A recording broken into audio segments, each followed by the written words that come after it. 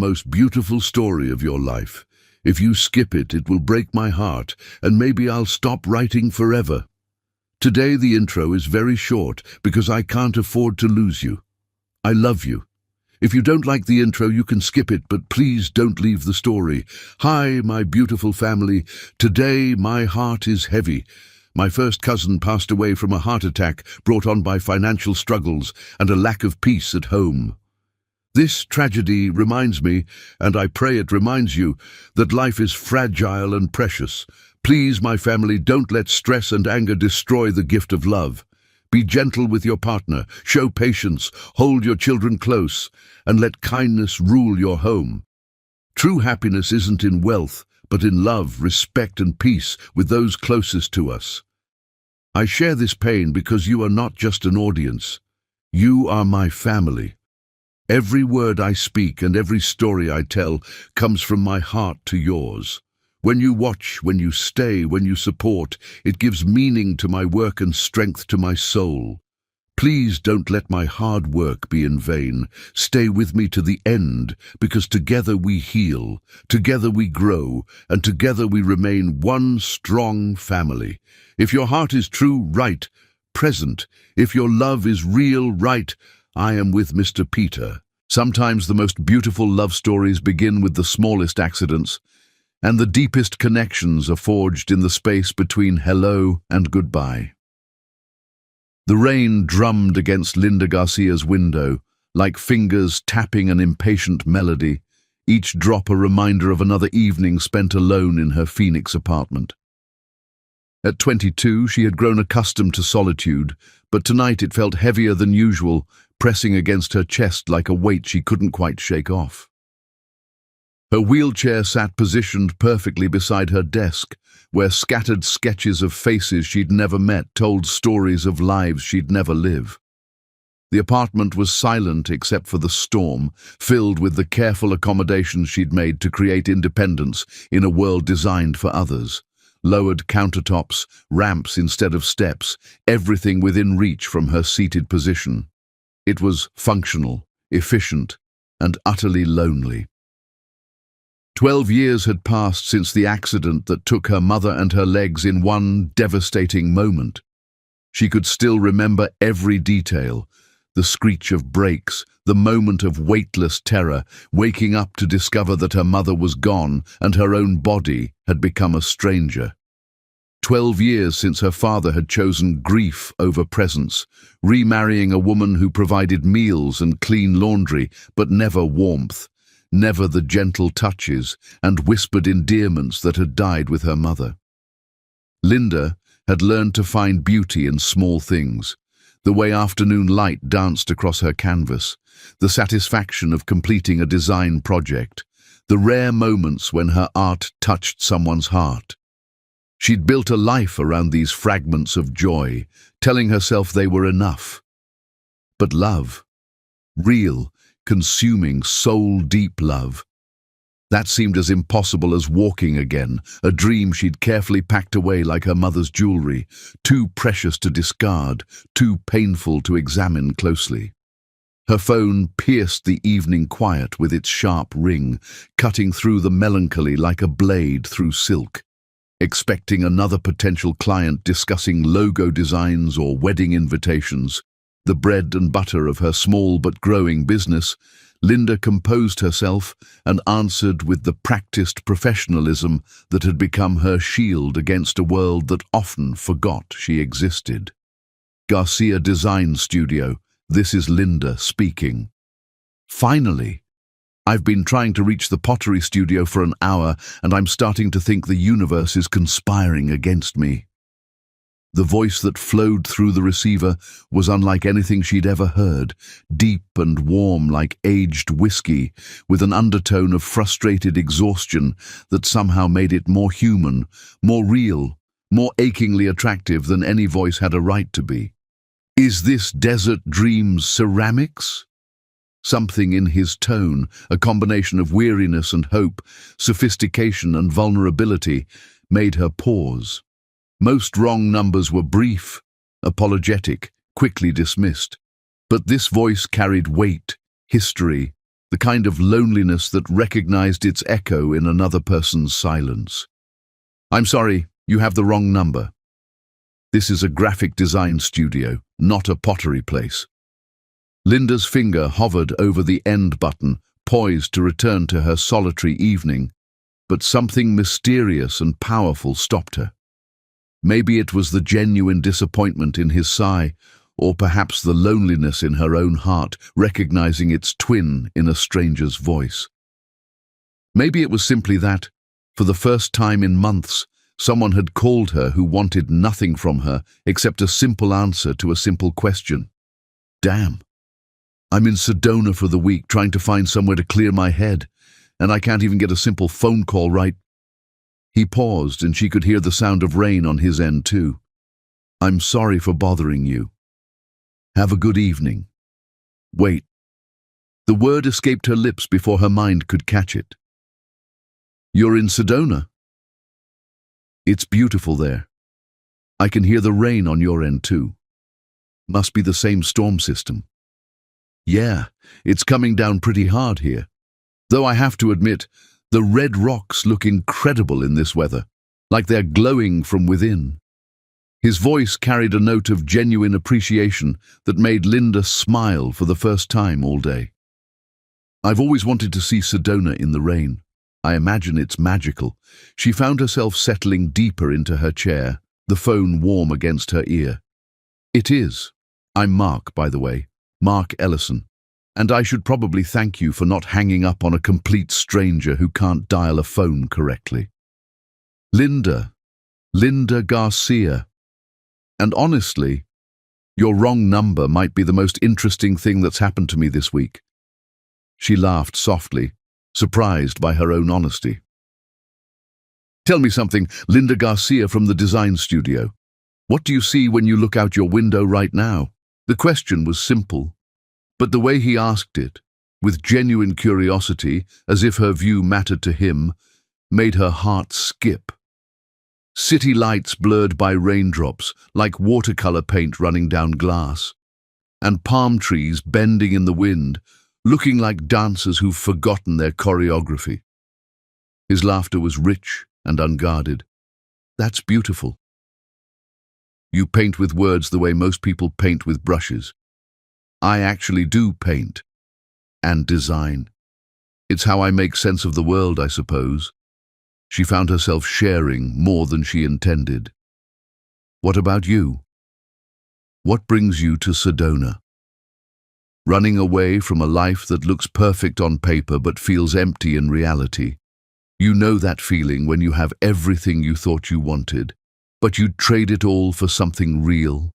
His honesty was startling, vulnerable in a way that made her want to reach through the phone and offer comfort. "I know the feeling of wanting something more, something deeper than what's right in front of you." Linda's fingers traced the edge of her sketchbook, where half-finished drawings of couples holding hands mocked her with their completeness.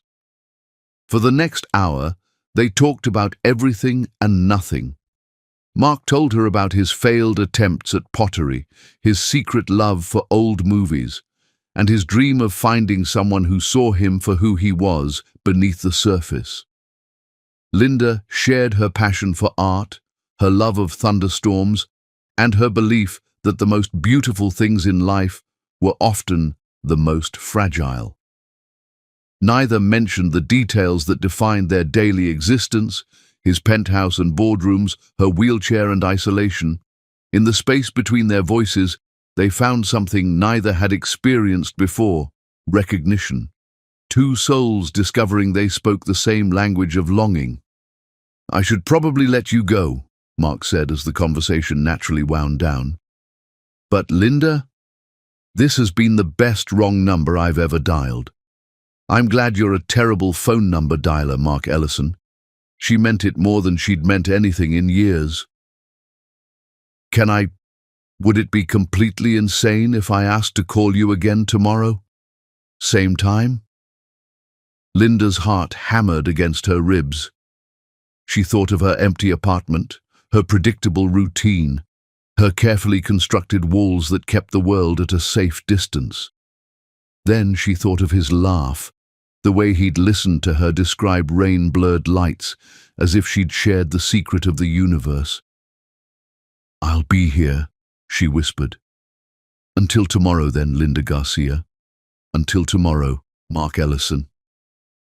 After the call ended, Linda sat in the growing darkness, her phone still warm in her hands, like it held pieces of his voice.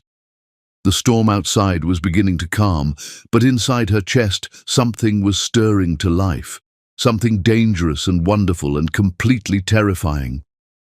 She replayed every moment of their conversation, the way he'd listened to her describe rain, as if she'd shared the secret of the universe, the way his laugh had made her feel beautiful without him ever seeing her face. For the first time in 12 years, she allowed herself to imagine what it might be like to be loved, not despite her limitations, but simply for who she was. The thought was so foreign, so impossible, and yet so desperately wanted that it made her chest ache with longing. She rolled to her bedroom window and looked out at the city lights blurred by the last drops of rain. Somewhere out there, maybe, was a man who could love a voice before a face, a heart before a body, a soul that had learned to find beauty in broken things. Little did she know that in New York, a man she'd never met was staring out at the same storm, wondering if it was possible to fall in love with a voice, and if tomorrow's call would prove that some of the most beautiful things in life began with the simplest mistakes. In Sedona, Mark Ellison stood at his hotel window, phone still in his hand, his reflection ghost-like in the rain-streaked glass. For the first time in years, he was actually looking forward to tomorrow, counting the hours until he could hear that voice again, that laugh that had made him remember what it felt like to be fully alive.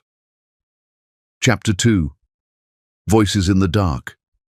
In the spaces between words, in the pauses between thoughts, love finds its way into the most carefully guarded hearts, transforming strangers into soulmates, one whispered confession at a time. Mark Ellison had built an empire on perfect timing, every decision calculated with precision that would make quantum physicists weep with envy. Every meeting, every deal, every minute of his day was orchestrated with mechanical efficiency that had earned him billions but cost him his humanity.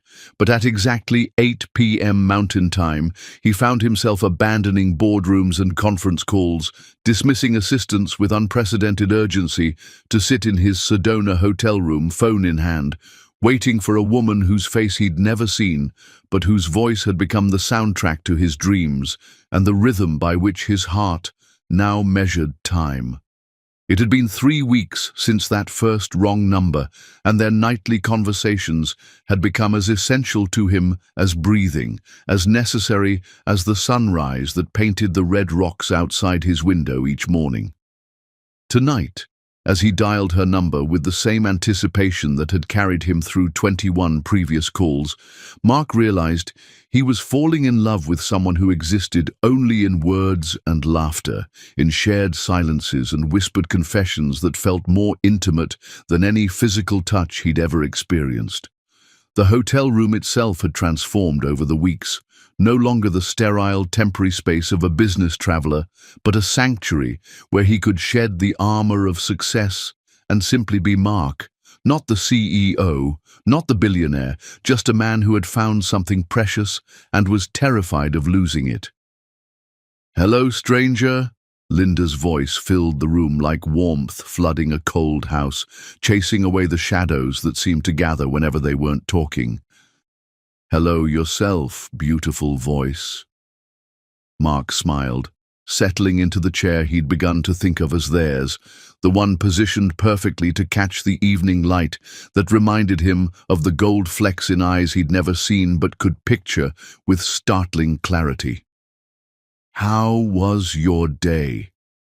Linda curled deeper into her favorite corner of the couch, the phone cradled against her ear like a precious secret, her free hand tracing absent patterns on the soft throw blanket that had become part of their ritual.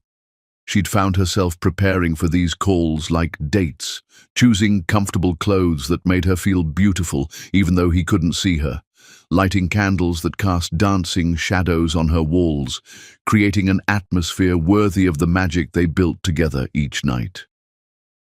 "Better now," she said, and meant it in ways that still surprised her with their intensity. "Mrs. Chen loved the wedding invitations I designed. She said they were so beautiful they made her cry happy tears." "Of course they did. You have a gift for seeing beauty where others see ordinary, for finding the extraordinary in moments that most people would dismiss as mundane." Mark's voice carried that note of genuine admiration that made her feel like the most fascinating woman in the world, like someone worthy of the kind of love songs that had always seemed written for other people. "Tell me about them. Paint the picture for me." "Cherry blossoms against midnight blue with gold calligraphy that looks like stars scattered across the sky," she began, her voice taking on the dreamy quality that always emerged when she talked about her work. The bride wanted something that captured the feeling of her grandmother's garden in Taiwan, the place where she fell in love with the idea of forever. "I spent hours getting the brushstrokes just right, trying to capture not just the flowers but the emotion behind them, the weight of promises that would last lifetimes." "I can picture them perfectly," Mark said, his voice soft with wonder. "You don't just design invitations, do you? You design dreams, capture hope in ink and paper, create portals to the most important moments of people's lives." Her laugh was soft and genuine. "What about you? Conquer any business empires today?" Mark hesitated, the way he always did when their conversations touched the edges of his real life. He'd told her he worked in business, kept it vague and general. How could he explain that he owned 3 companies, had more money than he could spend in 10 lifetimes, and would trade it all for the ability to hold her hand? "Had a meeting that ran long. Spent most of it thinking about this call, if I'm being honest." "You can't keep abandoning your responsibilities to talk to random women you've never met," Linda teased, though her heart sang at the thought of occupying his mind during busy days. "You're not random. You're—" He paused, searching for words that could hold the magnitude of what she was becoming to him. "You're the reason I understand why people write songs about love." The admission hung between them, beautiful and terrifying. Linda felt tears prick her eyes because no one had ever spoken to her like this, like she was precious, like she mattered beyond her usefulness or productivity. "Mark," she whispered, his name a prayer on her lips. "Too much?" His voice carried a vulnerability that made her want to reach through the phone and wrap her arms around him. "Not enough," she admitted, the truth escaping before fear could catch it. They talked about childhood memories that night, Mark's lonely birthdays in boarding schools where nannies pretended to care, hired smiles and expensive gifts that couldn't fill the void left by parents too busy building legacies to build relationships with their son. Linda's perfect 10th birthday, when her mother had painted her fingernails purple and they'd eaten cake for breakfast, dancing around the kitchen to Spanish songs that made everything feel like celebration. They shared dreams that felt too precious to speak aloud in daylight, fears that seemed less overwhelming when whispered into phones in the darkness, favorite books that had shaped their understanding of what love could be, worst heartbreaks that had taught them to guard their hearts until the right person came along with the key. "I keep wondering what you look like," Mark said, as the conversation wound toward midnight, his voice carrying a vulnerability that made her breath catch. "I dream about you, you know. Have whole conversations with a woman whose face changes every time I try to focus on it, but whose voice never wavers." Linda's breath caught, and she felt that familiar clenching in her chest that came whenever their conversations approached the inevitable collision between fantasy and reality. This was the moment she dreaded most.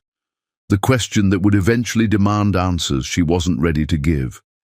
In his mind, she was probably tall and graceful, someone who could dance and run and move through the world without barriers. Someone worthy of the pedestal his voice placed her on each night. The truth felt like a betrayal of the woman he'd fallen for, a revelation that would shatter the magic they'd built, word by careful word. I'm not what you'd expect, she said carefully, her voice smaller than usual, weighted with secrets that felt heavier each passing day. Try me. I have long black hair that I keep in a braid because it's easier to manage. Brown eyes that my mother used to say were like coffee with gold flecks. I'm shorter than average. The half-truths felt like stones in her throat. You sound perfect. If only you knew, she thought, hating herself for the deception, even as she treasured these moments of being seen as whole. What about you? She asked, deflecting attention from herself. 6'2", dark hair that never behaves, green eyes, and a scar on my chin from falling off my bike when I was 7. I smile more when I'm talking to you than I have in years. Linda closed her eyes, building his image in her mind, adding it to the collection of dreams she'd never dared to hope for. I wish, she began, then stopped. What do you wish? I wish we could meet. The words terrified her even as they escaped, because they were true and impossible in equal measure. What's stopping us? Everything. My wheelchair, your inevitable disappointment, the way love stories like this don't happen to people like me. Distance. Timing. Fear that reality might not live up to the magic we've found here. Magic, Mark repeated thoughtfully. Yes, that's exactly what this is. And Linda, I don't think reality could disappoint me. Not when it comes to you. They said goodbye reluctantly, as they always did, promising tomorrow's call like lovers promising forever. Mark hung up and stared at the Sedona night sky, wondering if it was possible to love someone completely without ever touching them. In Phoenix, Linda lay in her bed, staring at the same stars, wondering if she was brave enough to risk losing the most beautiful thing that had ever happened to her by revealing the truth. Neither of them slept well, but both of them dreamed of voices in the dark and love that transcended physical space. Tomorrow's call would bring them closer to a crossroads neither was ready to face, but some journeys toward love require walking through fear to reach the light on the other side. Chapter 3. When silence speaks louder. Sometimes the absence of a voice can echo louder than any words ever spoken, and the fear of loss can illuminate the true depth of love. The ceramic coffee mug shattered against the bathroom floor like Linda's heart had shattered against the reality of her limitations.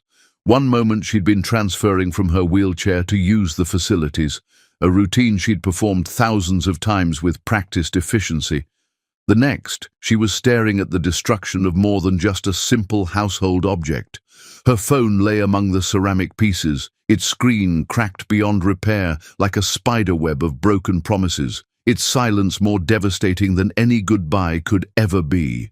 The irony wasn't lost on her.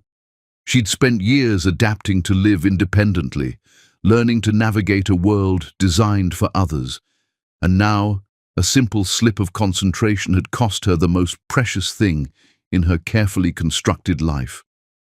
She stared at the broken device, remembering how warm it had felt against her ear during their conversations, how it had become a lifeline to a happiness she'd never expected to find. For 5 days, Mark Ellison's voice had been absent from her world, and the quiet was deafening in ways that made her understand, perhaps for the first time, just how deeply she'd fallen.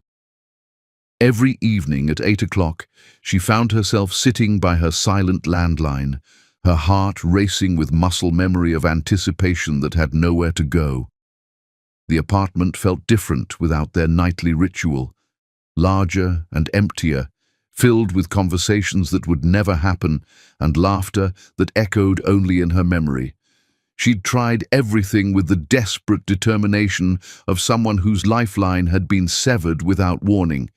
Called her service provider from her stepmother's phone multiple times, only to learn her device was beyond repair and that retrieving contacts from a phone with a completely shattered screen was impossible. Searched online for any trace of Mark Ellison using every combination of keywords she could think of, finding hundreds of men with that name scattered across social media and business directories, but no way to identify her Mark among the strangers. Her Mark who talked about pottery and red rocks and the emptiness of having everything but meaning. She'd even considered calling every hotel in Sedona, but realized with crushing despair that she didn't know his last name well enough to be certain, didn't know where he worked beyond the vague descriptor of business, didn't know anything concrete about the man who had become her entire world. He was a voice, a laugh, a presence that had filled the empty spaces in her life. But in terms of finding him in the real world, he might as well have been a beautiful ghost. The broken phone pieces sat in a shoebox on her nightstand, carefully collected as if she could somehow reassemble both the device and the connection it had carried. She'd touch the fragments sometimes, running her fingers over the cracked screen that had once displayed his contact information, remembering how warm the phone had felt against her ear during their conversations. On the fourth day, her stepmother found her crying over the broken pieces she'd carefully collected in a shoebox, as if she could somehow reassemble both the phone and the connection it had carried. The fragments seemed to mock her with their sharp edges and black screen, a physical representation of how quickly happiness could shatter, how fragile the most precious things in life really were. "It's just a phone, Linda," Carol said with her typical emotional distance, the words delivered with the casual dismissiveness of someone who had never experienced the kind of love that made breathing difficult when it was absent. "Buy a new one. I don't have the money right now. The client payments haven't come in yet." Linda's voice was raw from crying, hollow from the kind of grief that comes from losing something precious and irreplaceable. Not just a phone, but a connection to the only person who had ever made her feel completely seen and valued. "And it's not about the phone. It's about him. It was just some guy you talked to. You'll find another one," Carol said, with the brutal pragmatism of someone who had never understood that love, real love, wasn't something you could simply replace like a broken appliance. "It was just some guy you talked to. You'll find another one." But Linda knew there would never be another Mark. There would never be another voice that made her feel beautiful, another man who listened to her thoughts as if they were music, another connection that had made her believe in love again. Meanwhile, in New York City, Mark was coming apart at the seams in ways that terrified him with their intensity. He'd returned from Sedona, expecting their nightly ritual to continue, only to be greeted by silence that felt like a physical presence in his penthouse. The space that had begun to feel warm with the promise of shared happiness now echoed with emptiness that no amount of expensive furniture could fill. The first night, he'd assumed she was busy, maybe a client emergency, a family obligation, something temporary that would resolve with tomorrow's call. The second night brought worry that gnawed at his concentration during meetings, making him check his phone obsessively for messages that never came. By the third night, he was calling every hour, leaving increasingly desperate voicemails that she'd never hear, his voice cracking with emotions he'd never allowed himself to feel. "Linda, it's me. Are you okay? Call me back. It's Mark again. I'm worried. Please just let me know you're all right. I don't know what happened, but whatever I did wrong, I'm sorry. Please don't disappear on me. This is pathetic, I know, but I can't stop calling. Your voice has become the best part of my day, and I don't know how to go back to the person I was before I found you." His assistant noticed the change immediately. The man who ran board meetings with laser focus now stared out windows during presentations like he was searching for something he'd lost. The CEO, who never missed details, was forgetting appointments, mixing up names, losing track of conversations mid-sentence, as if half of his attention was always elsewhere, always listening for a phone that refused to ring with the voice he needed to hear. "Sir, the Morrison contract needs your signature," his assistant Jennifer said, placing papers on his desk. "What?" Mark looked up as if surfacing from deep water. "Oh, right." He signed without reading, his mind elsewhere, lost in the memory of laughter that had become his reason for breathing. By the 5th day, Mark had made a decision that would have seemed insane to anyone who knew him. He was going back to Phoenix. He was going to find her. Linda sat in her wheelchair in the garden behind her apartment complex, watching children play on equipment she'd never be able to use, when a boy of about 10 approached her hesitantly. "Are you Linda Garcia?" he asked, clutching an envelope like it contained state secrets. Her heart stopped. "Yes." "A man gave me $20 to deliver this to you. He's waiting by the Red Rocks in Sedona." The boy handed her the envelope and ran off before she could ask questions. With trembling fingers, Linda opened the envelope. Inside was a single sheet of paper covered in handwriting she somehow knew belonged to Mark, even though she'd never seen it before. "My dearest Linda, I don't know why you stopped answering my calls, but I can't accept that our story ends with silence. I've spent 5 days in hell, wondering if you're safe, if I said something wrong, if you've decided that whatever this is between us isn't worth continuing. I'm in Sedona, at Bell Rock, where the sunset turns the whole world the color of hope. I'll be here tomorrow at 6 p.m. If you come, we can finally put faces to the voices that have saved us both. If you don't come, I'll understand. But I'll never stop remembering the woman who taught me what it means to fall in love with someone's soul. You said once that you believe the most beautiful things in life are often the most fragile. What we have is both beautiful and fragile, but it's also real. More real than anything I've ever known. Please come, Linda. Let me see the face that belongs to the voice that owns my heart. Forever yours, Mark." She read the letter 7 times before the words fully penetrated. He was here, in Arizona, waiting for her. The terror that seized her was immediate and overwhelming. How could she go? How could she roll up in her wheelchair and destroy the image he'd built of her? How could she watch love die in his eyes when he realized the woman he'd fallen for was broken, incomplete, bound to wheels and limitations? But how could she not go? How could she let the most beautiful thing that had ever happened to her end without at least being brave enough to show him who she really was? That night, Linda lay awake staring at the ceiling, holding the letter against her chest like a talisman against despair, like a bridge between the woman she'd been and the woman she might become if she could find the courage. Tomorrow would change everything, one way or another, and the weight of that knowledge made sleep impossible. Either she would lose the love of her life to the harsh reality of her limitations, or she would discover that some love was strong enough to see past physical barriers to the soul that beat beneath them, strong enough to choose connection over convention, strong enough to prove that fairy tales could survive in the real world.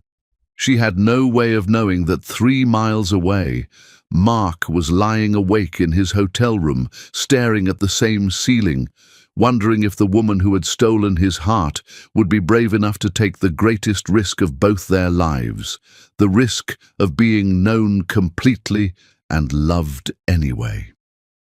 Chapter 4. Letters from a Stranger. Hope is a dangerous thing. It makes cowards out of the brave and heroes out of the broken, and sometimes it arrives in the hands of a 10-year-old boy carrying $20 and a stranger's heart. Linda stared at the letter until the words blurred together, until Mark's handwriting became a map to a destination she was too terrified to reach. Bell Rock, 6 p.m. tomorrow. The coordinates of a collision between dream and reality that could either complete her or destroy her entirely. She didn't go. At 6:01 p.m. the next day, while Mark stood among the red rocks of Sedona, watching the sunset alone, Linda sat in her apartment with the letter pressed against her chest, tears streaming down her face as she chose safety over possibility. The coward in her whispered that some dreams were too beautiful to risk losing, that some love was better preserved in memory than destroyed by truth. The same boy appeared at her door the next morning, this time carrying 2 envelopes and a look of curiosity that suggested he was beginning to piece together the romance unfolding through his delivery service. "The man says you didn't come yesterday," the boy said, holding out the envelopes with the solemnity of someone entrusted with state secrets. "He gave me $40 this time and said to tell you that he's not giving up. He seems really nice, lady, and really sad." The child's honesty cut through her defenses like a blade. Even a 10-year-old could see what she was doing, breaking the heart of someone who loved her, punishing them both for her fear. Linda's hands shook as she opened the first letter, Mark's penmanship somehow even more beautiful in his desperation. "Linda, I waited until the stars came out, hoping you'd change your mind, hoping that maybe you were just running late or had gotten lost finding the place. I understand fear. I've lived with it my entire life, afraid that no one would ever love the man behind the money, afraid that I was fundamentally unworthy of the kind of love that transforms people from the inside out, that makes them better versions of themselves. But I'm not afraid of you, beautiful voice. I'm not afraid of whatever you think might scare me away, whatever secret you're carrying that makes you believe you're not worthy of love. I've fallen in love with your mind, your heart, your soul that shines through every word you speak. I've fallen in love with the way you laugh at my terrible jokes, the way you describe rain like poetry that makes me see the world through artists' eyes, the way you find hope in the most ordinary moments and make them feel like miracles. I'll be at Bell Rock again tonight, same time, same place. I'll wait as long as it takes, as long as there's even the smallest chance that you might find the courage to let me love you the way you deserve to be loved. All my love, Mark." The second envelope contained a single photograph. Mark standing against the red rocks, tall and handsome and heartbreakingly real. He had kind eyes and a smile that was sad around the edges, the face of a man who'd learned to guard his heart, but was choosing vulnerability anyway. He looked like someone she could love completely, someone who might love her back if she was brave enough to let him try. The image made him human in ways that his voice alone couldn't convey, showed her the man who waited for her with patience that felt like worship. But bravery felt impossible when she imagined his face changing from hope to disappointment, from love to pity, from desire to duty. She didn't go that night either. The third letter arrived with a sense of finality that made her stomach clench with dread. "My beautiful mystery. I don't know what's holding you back, but I need you to know that I'm not giving up. I can't give up. What we found together doesn't come along twice in a lifetime.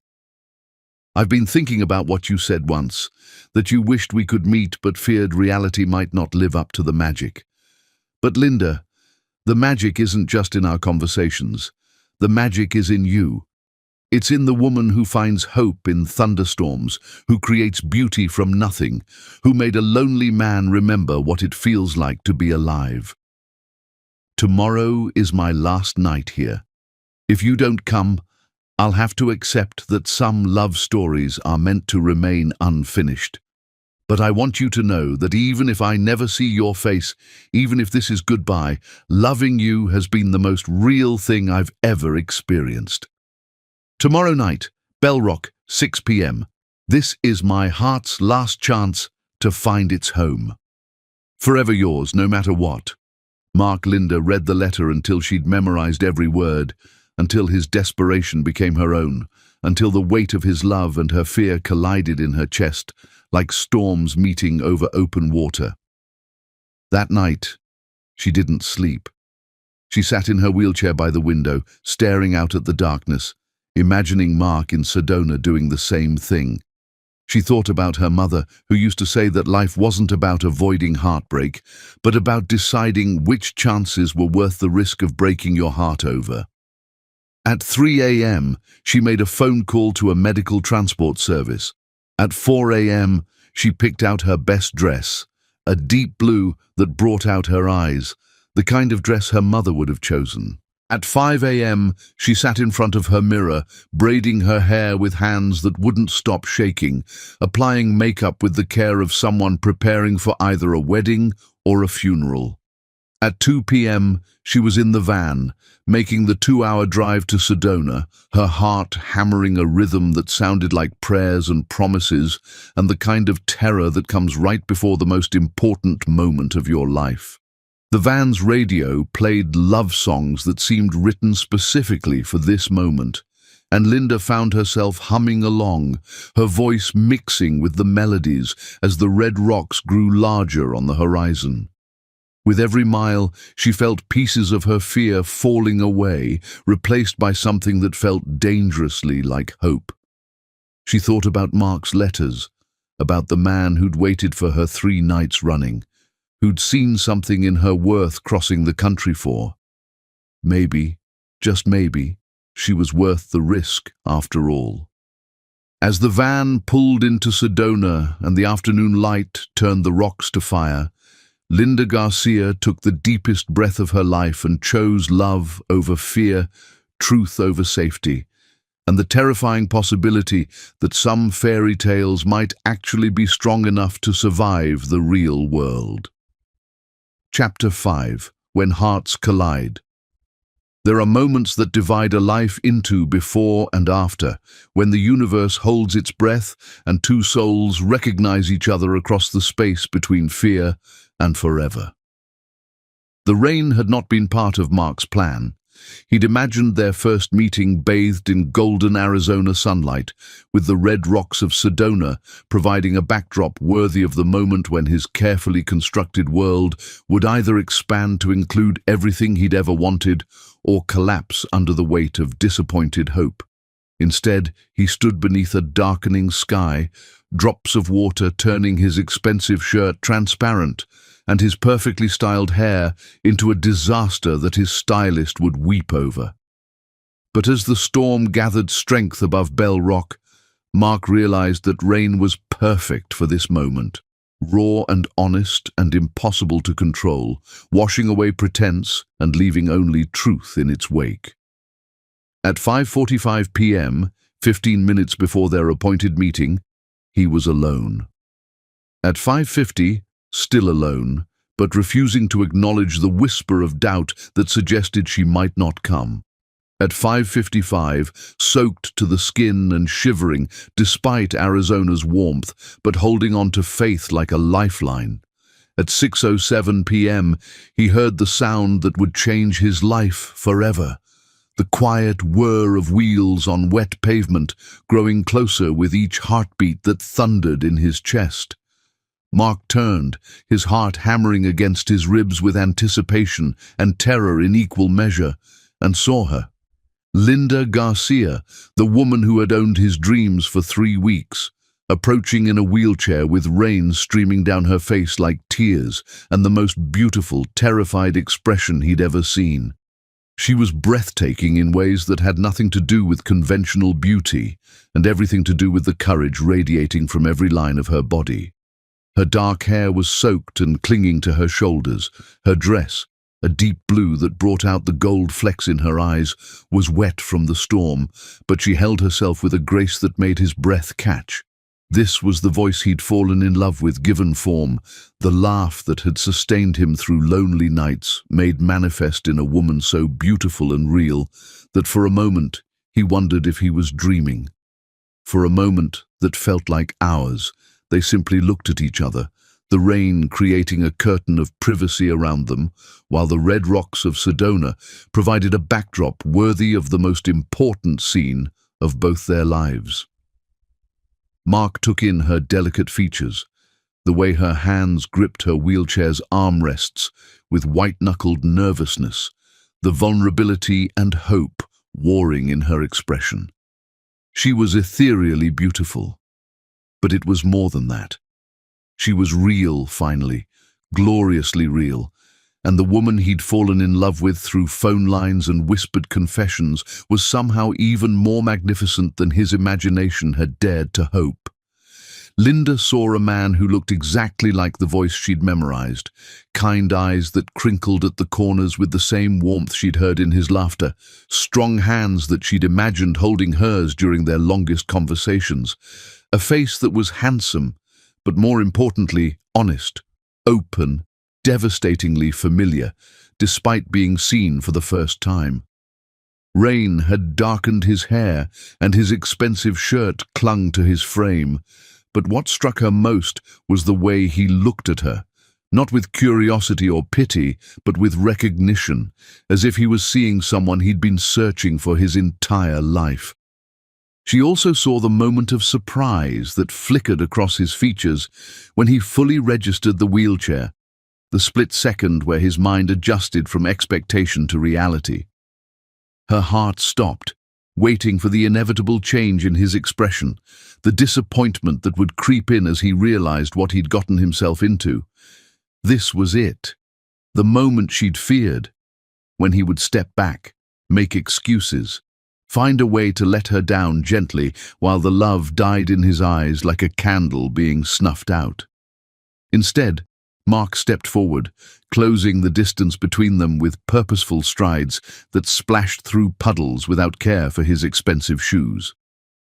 "Linda," he said, her name a prayer on his lips, and his voice was exactly as she remembered, warm and deep and full of wonder, but now she could see the way his eyes softened when he spoke her name, the way his whole face transformed with joy at finally being able to match a face to the voice that had become his reason for living. "I'm sorry I didn't come before," she whispered, rain and tears making her words soft and broken. "I was scared." "Of what?"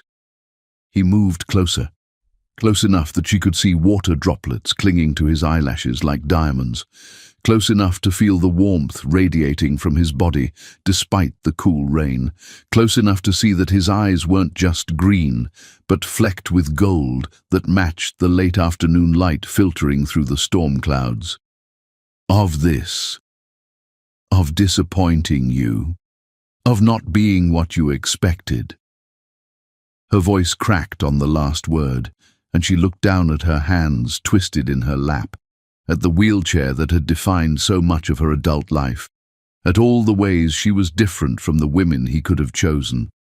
Women who could run to meet him, who could stand for their first kiss, who could dance without thinking about balance and support and the 1,000 small accommodations that love would require. Mark knelt in the red mud without hesitation, his expensive suit forgotten as if it were the most natural thing in the world, bringing himself to her eye level with movements that spoke of a man who understood that true connection happened between souls, not bodies. His hands, when he reached out to gently lift her chin, were steady and warm, and completely unafraid. "Linda Garcia," he said, his voice steady despite the emotion threatening to overwhelm him, despite the way his heart was hammering against his ribs with the force of recognition and rightness and love that felt bigger than his body could contain. "You are exactly what I expected, and so much more than I dared to hope for." The words were simple, but they carried the weight of every conversation they'd shared, every laugh they'd exchanged, every moment when his voice had made her feel beautiful and whole and worthy of the kind of love that transforms people from the inside out. "But I can't," she began, gesturing helplessly at her wheelchair, at all the things she couldn't do, all the ways she was different from other women he could have chosen, all the limitations that seemed so overwhelming when faced with the reality of a man who could have anyone and had somehow chosen her. "You can't what?" Mark's eyes never left hers, green depths that held no pity, no disappointment, only a love so pure and complete it took her breath away. "You can't make me laugh until my sides hurt. You can't inspire me with your art and your beautiful way of seeing the world. You can't love me with a heart so generous it taught me what I was missing my entire life." The rain fell harder, but neither of them noticed anything beyond this moment of perfect recognition. The world had narrowed to just this. Mark kneeling in the mud with his expensive suit forgotten, Linda's face turned up to his, with rain mingling with tears of joy, and the space between them crackling with the electricity of two souls finally finding their home in each other. This was what love looked like when it transcended every barrier society could construct, when it chose connection over convention, when it proved that the heart sees what the eyes cannot. "I love you," Mark said, the words simple and earth-shattering. "I love your voice and your laugh and your brilliant mind. I love the way you describe thunderstorms and the way you make me feel like the best version of myself. I love your courage and your art, and the fact that you're sitting here in the rain being braver than I've ever been in my entire life." "Mark," she breathed, his name carrying 3 weeks of longing and a lifetime of hope she'd never dared to feel. "I love you," he repeated, reaching out to touch her face with fingers that trembled with reverence. "All of you. Every part of you. The wheelchair doesn't change anything, Linda. It's just how you get around. What matters is what's in here." He placed his hand gently over her heart. "And what's in there is the most beautiful thing I've ever known." The sob that escaped her was joy and relief and wonder all mixed together. "I love you too," she whispered. "I've loved you since that first phone call when you described the rain on the red rocks. I just never thought..." "Never thought what?" "Never thought anyone could love me like this. Completely. Without wanting to fix me or change me or wish I was different." Mark's answer was to lean forward and kiss her, soft and gentle and full of promise. Their first kiss happened in a rainstorm in Arizona, with mud on his knees and tears on her cheeks, and it was perfect in every way that mattered. When they finally broke apart, Mark rested his forehead against hers. "There's something I need to tell you," he said. "Something I should have mentioned before." Linda's heart clenched. "What?" I have more money than I let on. A lot more. I was afraid you'd think differently of me if you knew." She stared at him for a moment, then started laughing. Not the bitter laugh of disappointment, but the bright, joyous laugh he'd fallen in love with over the phone. "You were afraid I'd think differently of you because you're rich?" she asked, incredulous. "It changes things, changes how people see me, what they want from me." "Mark Ellison," she said, cupping his rain-soaked face in her hands. "I fell in love with your heart, not your bank account. Money doesn't make you less worthy of love. It just makes you more capable of doing beautiful things with it." A small crowd had gathered to watch them, tourists and locals drawn by the cinematic beauty of two people finding each other in the storm. Someone started clapping, and soon the entire group was applauding their love story unfolding in real time. Mark stood and moved behind Linda's wheelchair, leaning down to speak in her ear. "What do you say we give them something to really applaud?" Before she could ask what he meant, he was kneeling again, this time pulling a small velvet box from his soaked jacket pocket. "Linda Garcia," he said, his voice carrying across the gathered crowd. "I know this is crazy. I know we've only just met face to face, but I also know that some love is too big for cautious timing and careful planning. I love you with everything I am, and I want to love you for the rest of my life. Will you marry me?" The crowd gasped. Linda stared at the ring, a simple, perfect diamond surrounded by smaller stones that caught what little light filtered through the storm clouds. "Yes," she whispered. Then, louder, with a joy that could have powered the entire state of Arizona, "Yes!" The crowd erupted in cheers as Mark slipped the ring onto her finger and kissed her again. And if there was magic in the world, it was concentrated in that moment when two hearts that had found each other across impossible odds finally came home. As the rain began to slow and the red rocks emerged from the storm like ancient witnesses to their love, Mark and Linda knew they had crossed a threshold from which there was no return, and neither of them wanted to go back anyway. Chapter 6.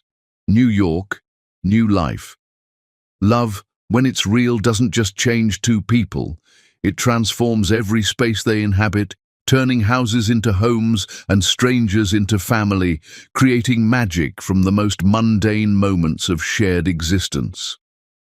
The elevator ride to Mark's penthouse felt like ascending into someone else's dream, each floor carrying them further from the ordinary world and closer to a life that still felt too beautiful to be real. Linda watched the numbers climb, 20, 30, 40, her hand intertwined with Mark's, the weight of her engagement ring both foreign and perfect on her finger. Through the glass elevator walls, New York City spread out beneath them like a glittering promise, millions of lights that seemed to pulse with the same rhythm as her racing heart. She couldn't quite believe this was her life now, that the lonely woman who'd answered a wrong number just months ago was ascending to a penthouse with a man who looked at her like she held the secrets to every happiness he'd ever wanted. The elevator itself was a marvel. Floor-to-ceiling windows that offered a preview of the spectacular views awaiting them, controls positioned at the perfect height for someone in a wheelchair, details that spoke of thoughtfulness rather than retrofitting. Mark had clearly spent time ensuring every aspect of their life together would be seamless, comfortable, designed around love rather than limitation. "Nervous?" Mark asked, squeezing her hand gently, his thumb tracing familiar circles on her skin that had become his signature comfort. "Terrified," Linda admitted, then smiled with the honesty that had become one of the foundations of their relationship. But the good kind of terrified. Like standing at the edge of a cliff, knowing you can fly, knowing that the fall might be the most beautiful thing that's ever happened to you. The elevator opened directly into his apartment, because of course it did, and Linda's breath caught in her throat at the sheer magnificence of the space. Floor-to-ceiling windows offered a panoramic view of Central Park that looked like a living painting, the space decorated with clean lines and expensive furniture that somehow still managed to feel warm rather than sterile. Art graced the walls. Not the cold investment pieces she'd expected, but paintings and photographs that spoke of personal taste, of a man who understood beauty in all its forms. But what struck her most was how empty it felt, despite its beauty, like a gorgeous museum exhibit waiting for visitors who would make it come alive with laughter and arguments and the beautiful messiness of actual living. The space was pristine, professionally decorated, undeniably spectacular, and utterly without soul. It was the home of a man who'd focused so completely on building success that he'd forgotten to build a life. "Mark, it's incredible," she said, rolling forward to take it all in, her wheels silent on expensive hardwood that gleamed like honey in the afternoon light. "It's been a museum for the past 5 years," he said, watching her reaction carefully, noting the way she moved through the space with an artist's eye for detail. Beautiful to look at, professionally photographed for magazines, perfect for impressing business associates, but not really lived in. I keep thinking how different it'll be with you here, how your art will transform these walls, how your laughter will make these rooms feel like home instead of a showcase. That's when she noticed the modifications, changes so seamlessly integrated into the existing design that they looked intentional rather than retrofitted. A ramp leading to the living area where there had obviously been steps before, the incline so gentle it seemed like a natural part of the architecture. Lowered light switches and countertops in the kitchen that had been redesigned to accommodate her height without sacrificing style. Door handles changed to levers instead of knobs throughout the apartment, a detail so small but so meaningful because it showed he'd thought about every aspect of her daily life. "You did all this for me?" she asked, her voice barely above a whisper. Mark's cheeks colored slightly. "I may have made a few calls while you were packing in Phoenix. I wanted you to feel at home here. Not like you were living in someone else's space." Linda felt tears prick her eyes. Every man she'd ever dated, the few who'd bothered, had either ignored her wheelchair entirely or treated it like a problem to be solved. Mark was the first to see it as simply part of who she was, something to accommodate naturally rather than begrudge or pity. "Show me everything," she said. For the next hour, Mark gave her the tour like an excited child showing off his favorite toy. He'd had the master bathroom redesigned with a roll-in shower and grab bars disguised as towel holders. The bed could be adjusted to different heights with the touch of a button. Even the art studio he'd created for her had been designed with accessibility in mind. Adjustable easels, supplies within easy reach, lighting that could be modified for any project. "I may have gotten a little carried away," he admitted as they finished the tour in her new studio. "If anything doesn't work or needs to be changed." Linda rolled to the center of the room and spun in a slow circle, taking in the north-facing windows, the organized supplies, the easel positioned perfectly for her height. It was more than she'd ever dreamed of having, not just the equipment, but the thoughtfulness behind every detail. "It's perfect," she said. "You're perfect." "I'm really not," Mark said, moving to stand behind her chair, his hands resting gently on her shoulders. "But I love you enough to want to be." Their first dinner in the apartment was take-out Chinese food eaten on the living room floor, Linda sitting in her wheelchair while Mark sprawled beside her, both of them talking over each other in their excitement to share everything they'd never been able to say over the phone. "Tell me about your family," Linda said, twirling lo mein around her chopsticks with the skill of someone who'd eaten too many solo dinners. Mark's expression grew complicated. "My parents are good people, but distant. They had me late in life, already set in their ways. When I showed an aptitude for business, they were proud, but it always felt like they loved my achievements more than me.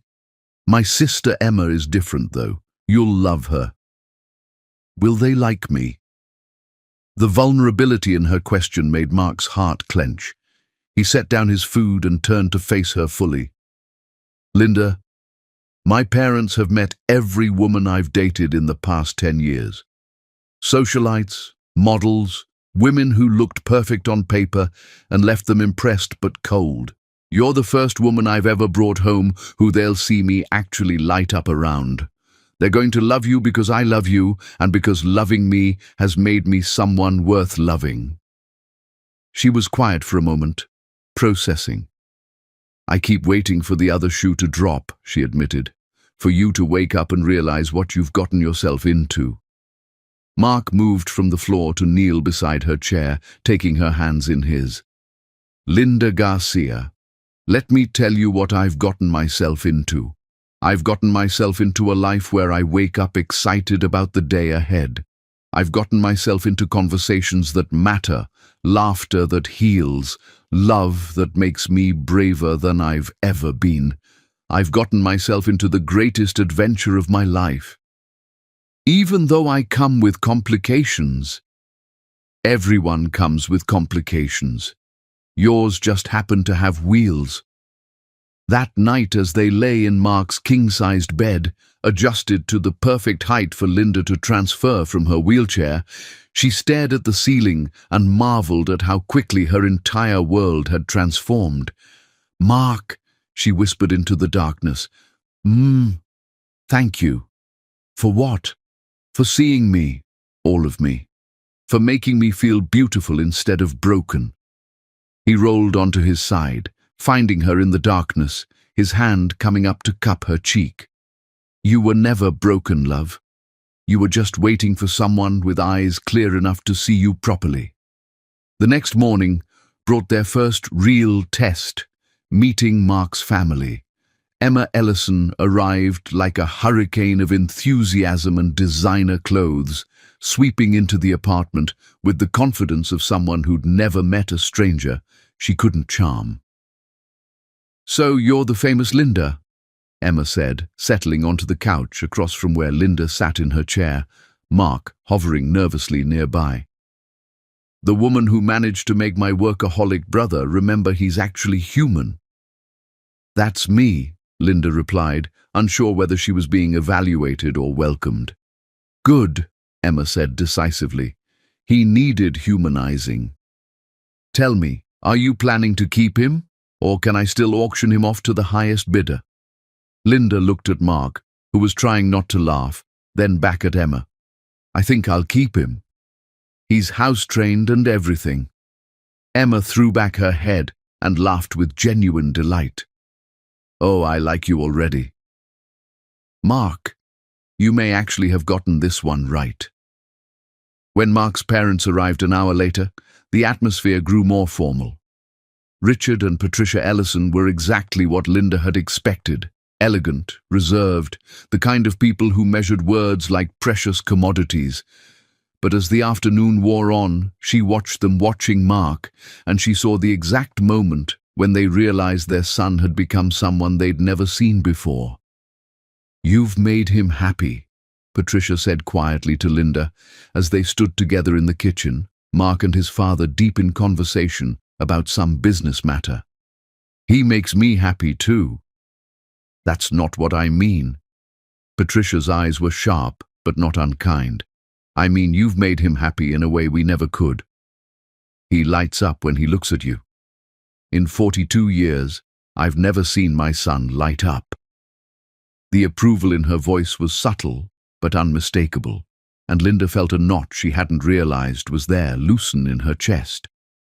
That evening, after everyone had gone and they were alone again in their apartment, Mark found Linda in her studio, sketching by the window as the sun set over Central Park.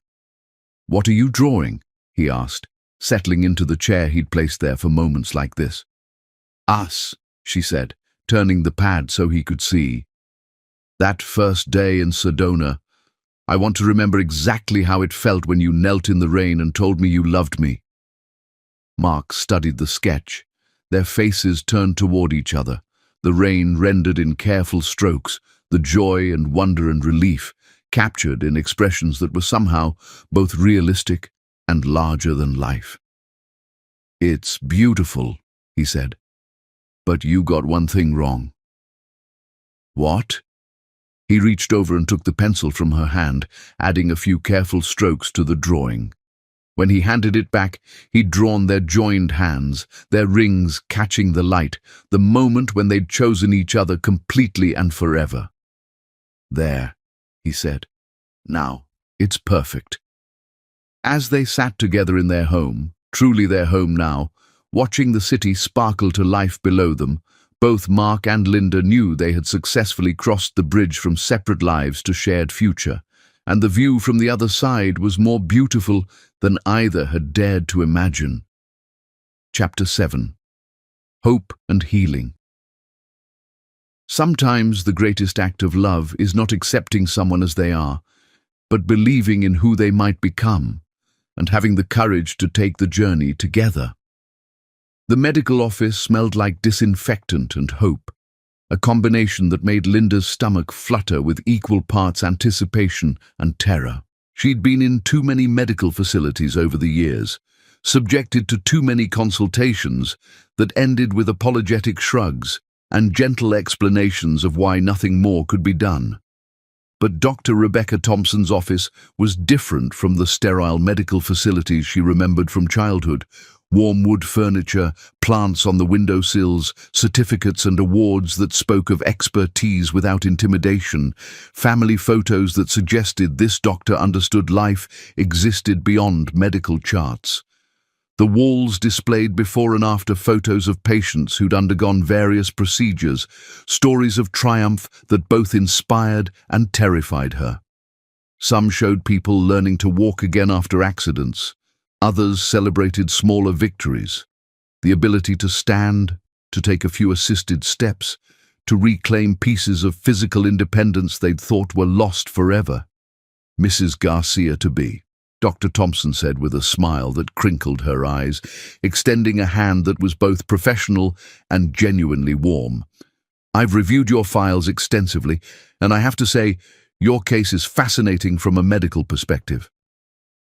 Mark reached for Linda's hand, their fingers interlacing automatically in the gesture that had become as natural as breathing over their 3 months of living together. The familiar contact carried extra weight today, an anchor in the storm of possibilities and fears, a reminder that whatever they learned in this room, they would face it together. His thumb traced gentle circles on the back of her hand, a silent message of support that steadied her racing heart. Fascinating good or fascinating bad? Linda asked, trying for lightness. Fascinating hopeful, Dr. Thompson replied, pulling up Linda's MRI images on a large monitor. Your injury was severe, no question, but you were 10 years old when it happened, and medicine has advanced significantly in the past 12 years. More importantly, your body has done something remarkable.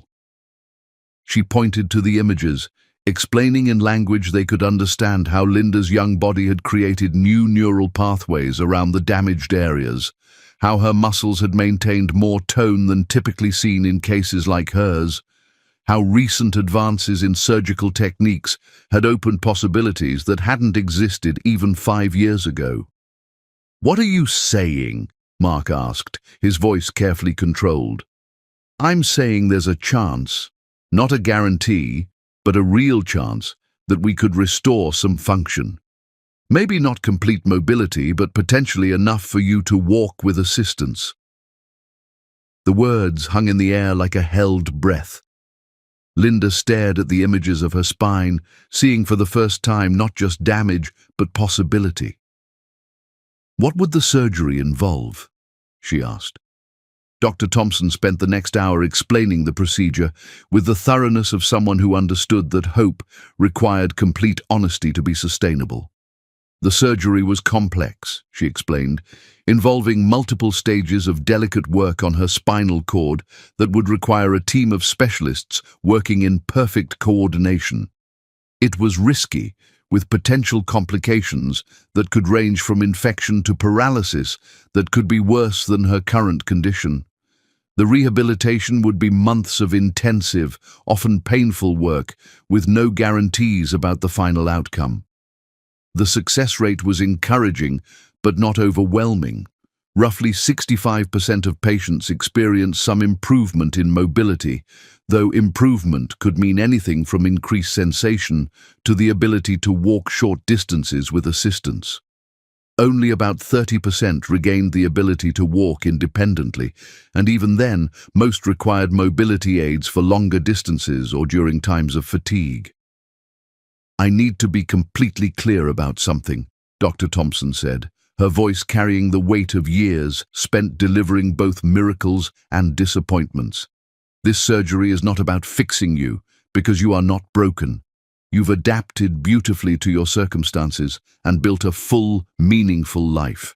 This is about expanding possibilities, if that's what you want, if the potential benefits outweigh the very real risks for you personally. The words hung in the air like a challenge and a gift simultaneously. Linda had spent 12 years being told by well-meaning people that she was brave for living her life, that she was inspiring for not giving up, as if simply existing in a wheelchair was some kind of heroic act. Dr. Thompson was the first medical professional to acknowledge that she wasn't a problem that needed solving, but a whole person considering her options. In the elevator down to the parking garage, Linda was quiet, processing.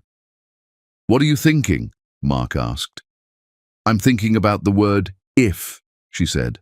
"I've spent 12 years learning to live without if. Learning to find happiness and purpose and love exactly as I am. And I have, haven't I? Found those things?" "You have. We have. So why do I want this so badly it scares me?" Mark was quiet for a long moment. "Maybe because wanting to grow and change and reach for more doesn't mean you're not grateful for what you have. Maybe it means you're human." That night, they lay in bed talking until dawn, working through fears and hopes and practical considerations that felt both monumental and surprisingly manageable when shared between two people who'd learned to navigate life's challenges together. "What if it doesn't work?" Linda whispered in the darkness, her voice small and vulnerable in ways that made Mark's heart clench with protective tenderness. "Then we'll still be us. Still be happy. Still be in love with a future full of possibilities that have nothing to do with walking." His voice was steady, certain, the bedrock of faith she could build her courage upon. What if it does work? The question carried equal weight, because success meant change, and change was terrifying even when it promised improvement. "Then we'll dance at our wedding," Mark said simply, and the image was so beautiful it brought tears to her eyes. "But Linda, I need you to understand something that I don't think I've made clear enough. I fell in love with you exactly as you are. If you never take another step, if things stay exactly as they are right now, I will spend every day for the rest of my life grateful that a wrong number brought me the perfect woman for me." She turned in his arms, finding his face in the darkness, tracing the features she'd memorized by touch. "Mark, I need you to understand something too. I'm not doing this for you. I'm not doing this so I can be the wife you deserve or so I can be normal or acceptable or any of those things that society tells women like me we should strive for." He captured her hand against his cheek, pressing a kiss to her palm. "Good. Because I don't want you to do this for me. I want you to do it for you, if you do it at all. I want you to chase every dream that lives in your heart, explore every possibility that calls to your spirit, not because you think you need to earn love, but because you deserve to see what you're capable of achieving."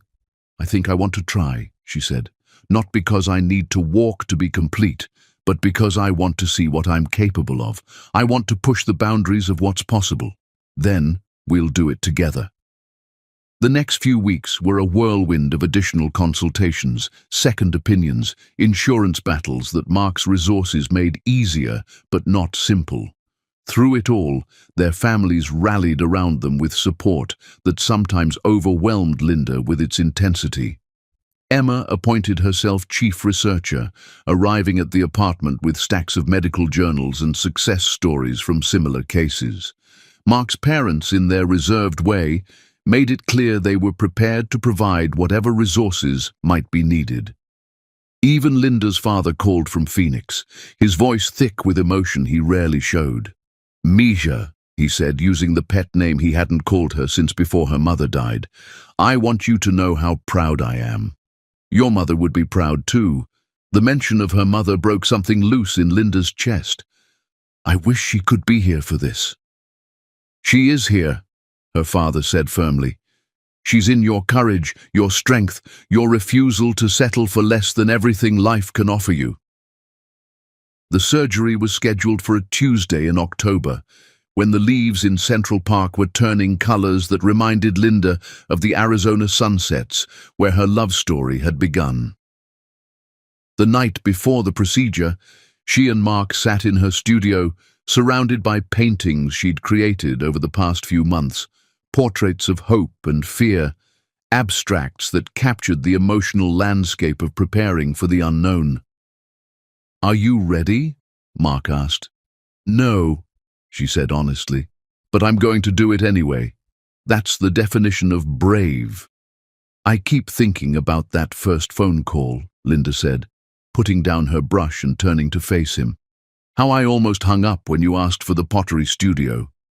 What would have happened if I had? But you didn't." "No, I didn't. I took a chance on a wrong number, and it changed my entire life. Maybe tomorrow is another wrong number that turns out to be exactly right." They made love that night with extra tenderness, extra reverence, as if they were memorizing each other before a long journey, which, in a way, they were. The morning of the surgery, as they sat in the pre-op area surrounded by medical professionals preparing for an 8-hour procedure, Linda looked at Mark and saw her own mixture of terror and hope reflected in his eyes. "Whatever happens," she said, "promise me something. Anything. Promise me we'll still be us. That if I can walk, you won't love me more. And if I can't, you won't love me less." Mark leaned down and kissed her forehead, soft and sure. "Linda Garcia, I promise you that my love isn't conditional on what your legs can do. I fell in love with your heart, your mind, your soul. Everything else is just details." As they wheeled her toward the operating room, Linda closed her eyes and thought about phone calls and rainstorms, about love that transcends physical limitations, about the difference between being broken and being ready for transformation. 8 hours later, she would wake up to Mark's face and Dr. Thompson's cautiously optimistic smile, and the long journey toward discovering what was possible would begin in earnest. Chapter 8. Steps of Faith.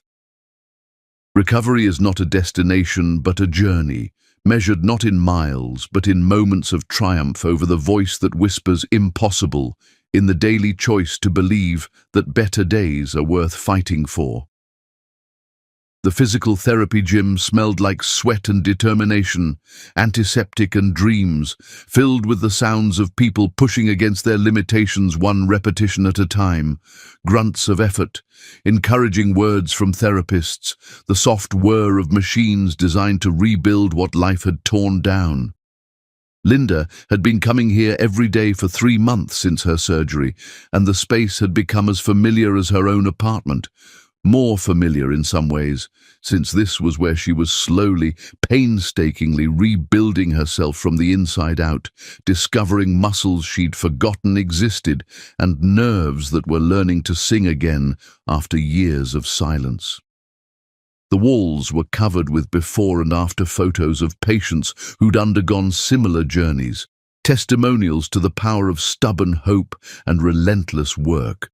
Some showed dramatic transformations, others celebrated smaller victories that were no less meaningful.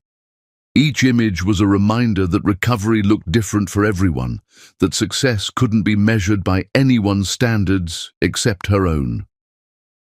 "Remember, we're not racing anyone," said Marcus, her physical therapist, a man whose patience seemed infinite and whose faith in the human bodies to heal had become Linda's lifeline during the darkest days of her recovery.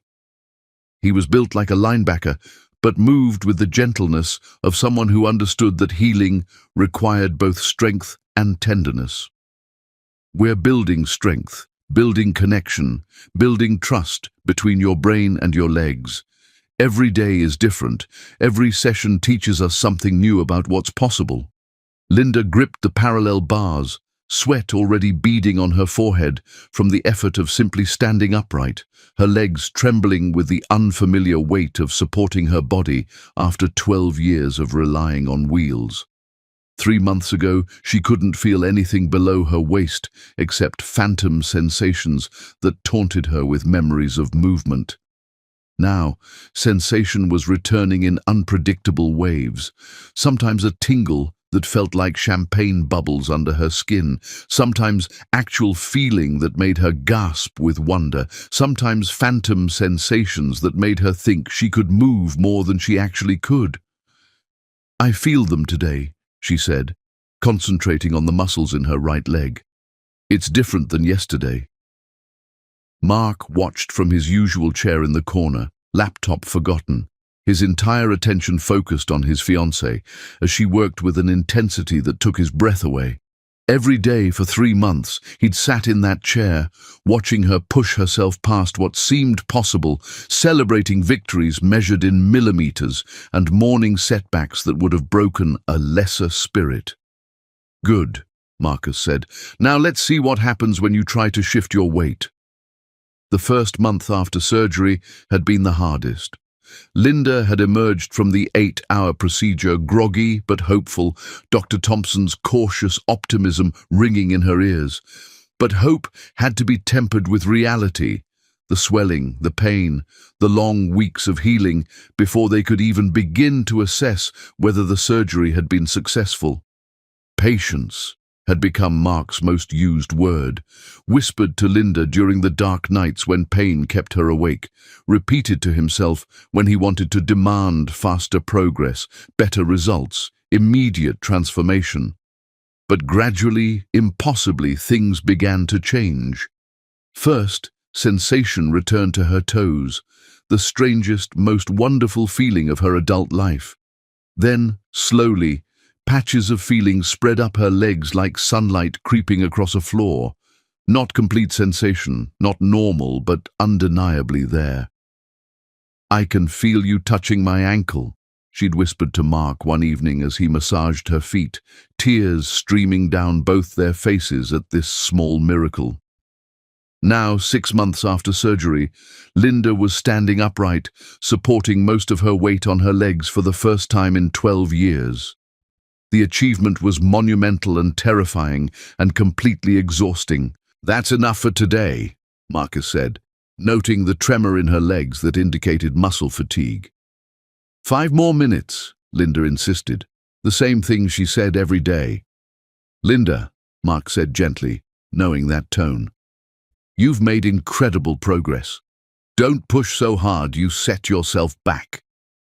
She looked at him, sweat-dampened hair clinging to her forehead, eyes bright with determination and frustration in equal measure. I want to dance at our wedding, Mark. I want to walk down that aisle to you. I need 5 more minutes. Marcus looked between them, understanding the deeper conversation happening beneath the surface. 5 more minutes, he agreed. But we listen to your body, okay? No heroics. Those 5 minutes yielded something extraordinary. As Linda concentrated with every fiber of her being, her right leg lifted slightly, then her left. Not steps exactly, but the beginning of steps. The muscle memory was there, buried but not destroyed, waiting for the right combination of healing and willpower to resurface. Did you see that? She gasped, looking between Mark and Marcus. Did you see? I saw, Mark said, his voice thick with emotion. I saw you taking your first steps toward our future. The drive home was quiet, both of them processing what had happened in the therapy session. Recovery wasn't linear. There had been good days and discouraging days, breakthrough moments and setbacks that left Linda sobbing in Mark's arms. But today felt different. Today felt like crossing a threshold. Mark, Linda said as they pulled into their building's garage, I need to tell you something.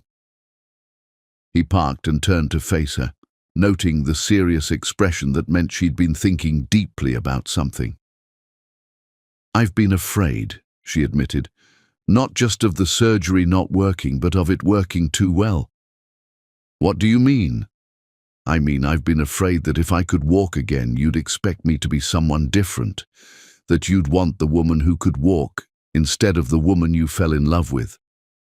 Mark reached across the console to take her hand. Linda, listen to me.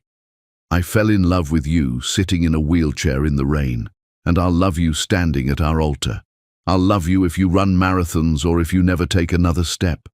The woman I fell in love with is your courage, your humor, your brilliant mind, your generous heart. Those things don't change based on what your legs can do. Promise? Promise. That night, they lay in bed talking about wedding plans with a new sense of possibility. They'd been engaged for 6 months, taking things slowly while Linda recovered from surgery and adapted to her changing body. "Tell me again about the venue," Linda said, curled against Mark's side. "The garden at the conservatory, with the glass walls and the view of the park. You can walk down the aisle if you want to, or roll. Whatever feels right on the day." "I want to walk," she said firmly. "Even if it's just a few steps, even if I need help, I want to walk to you." "Then you will." 3 months later, Linda took her first unassisted steps. 5 steps from her wheelchair to Mark's waiting arms, but they might as well have been 5 miles for the joy they brought. Marcus cheered, other patients in the therapy gym applauded, and Mark swept her into his arms like she'd just conquered Everest. "I did it," she whispered against his neck. "I actually did it." "You did it," he confirmed, holding her tight. "You did the impossible." But the real breakthrough came 2 weeks later, when Linda was practicing at home. Mark was in his office taking a conference call when he heard her voice from the living room. "Mark! Mark, come here!" He found her standing by the window. No support, no assistance, just Linda Garcia standing on her own 2 feet, with tears streaming down her face and the most radiant smile he'd ever seen. "Look," she said, and took a step. Then another, walking across the room to fall into his arms. "My God," he breathed, holding her as she laughed and cried simultaneously. "Linda, my God." "We're going to dance at our wedding," she said against his chest. "We're really going to dance." And in that moment, surrounded by the impossible made possible, they both knew that some love stories are powerful enough to rewrite the rules of physics, medicine, and fate itself. As they held each other in their sun-filled apartment, both of them crying with joy and wonder, Linda and Mark understood that they had witnessed something greater than medical recovery. They had witnessed the power of love to transform not just hearts, but bodies, minds, and the very definition of what's possible when 2 people refuse to accept limitations on their forever. Chapter 9. Love's Promise. There comes a moment in every great love story when the future crystallizes into a single perfect question that will define everything that comes after. The engagement ring caught the morning light streaming through the windows of Tiffany & Company, sending rainbow prisms dancing across the display cases like scattered joy. Mark watched Linda's face as she tried on wedding bands, noting the way her eyes lit up at certain settings, the way her fingers moved with increasing confidence and grace as her recovery continued.